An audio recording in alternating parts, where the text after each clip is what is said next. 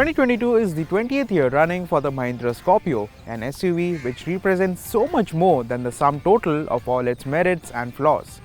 So the year was 2002 and the Scorpio was Mahindra's first product for the global markets, and at the time it was huge on road presence and utility. Fast forward to 2022 and what we have here is the all-new Scorpio-N, which is in for an even bigger shout when it comes to mass appeal. But can it recreate the magic of the original? Let's find out by talking about its top 5 positives and 2 negatives that we discovered after spending a week with the new Scorpio-N. The Scorpio-N is large and imposing on the road, like a Scorpio should be.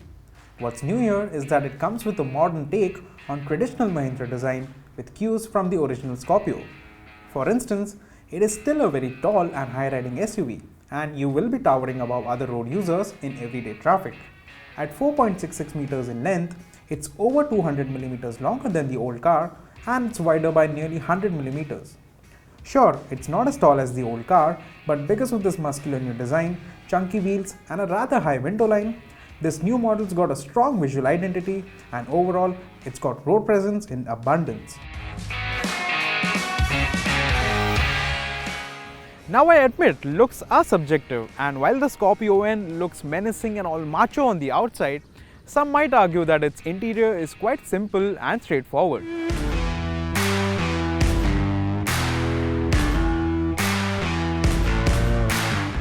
But let me tell you, it's all very plush in here. I mean, you have this coffee and black dual tone look for the dashboard, the seats and the door pads, and if you ask me, it looks really classy and it reeks of plushness.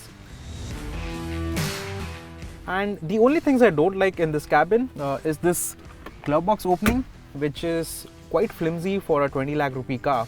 And also the dial for the AC vents and these toggle style switches, they could use some heft when you operate them.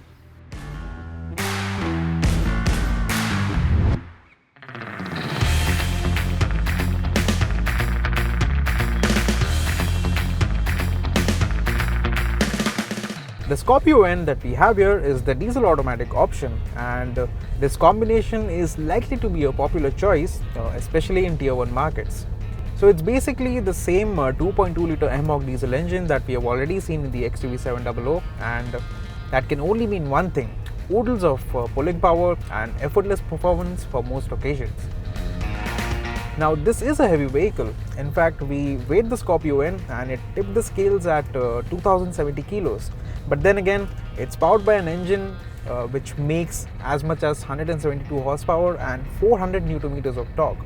And the combination of that only translates to a level of performance that we have never seen in any Scorpio before.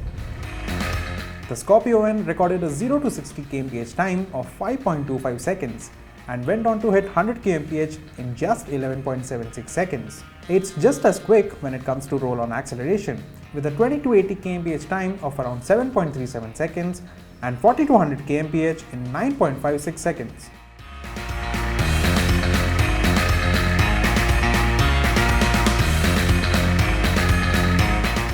The Scorpio-N, as I mentioned before, is a heavy vehicle, and on top of that, what we have here is the automatic version. Now, neither can be good for fuel economy, right? Fortunately, the Scorpio-N can be really fuel efficient as long as you don't drive it with a heavy foot. In our real-world fuel efficiency test, we got 12.6 km per liter, while the onboard MID indicated 12.80 km per liter.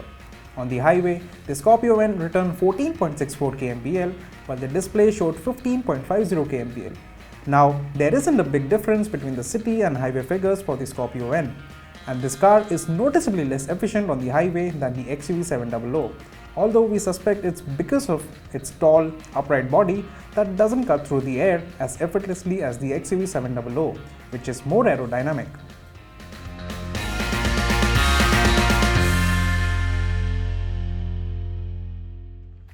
With its polished on-road dynamics, upmarket interiors and immense road presence, the new Scorpio-N makes for a great all-round SUV. So much so that it might even influence some of you who are probably looking to get the Thar or the XUV700 all-wheel drive.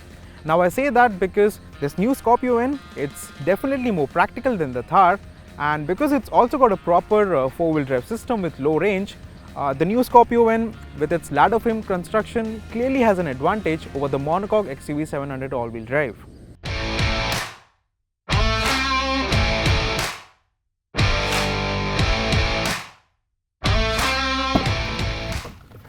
So the middle row in this bench seat version, it doesn't slide forward, which means getting into the third row is a bit of a squeeze.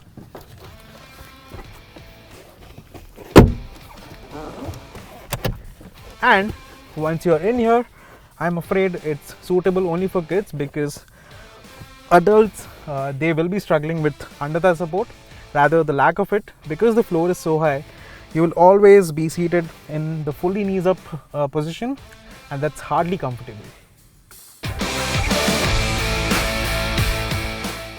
So the equipment list on this vehicle is quite generous for what is basically a Scorpio, but dig deeper and you will find that it's missing some essential features like one-touch auto up for the windows, reach adjustment for the steering, a 360-degree camera, and ventilated seats.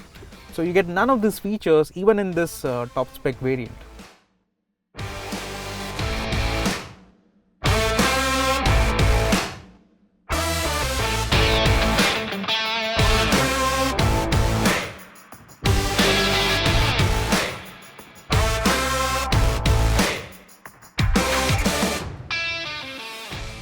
The new Scorpio-N is a 2-ton, 4.6 meter long lesson in evolution done right. Now, the Mahindra Scorpio lineage has progressed from something that's a little crude and basic to an SUV like this, which is surprisingly plush, yet unsurprisingly utilitarian.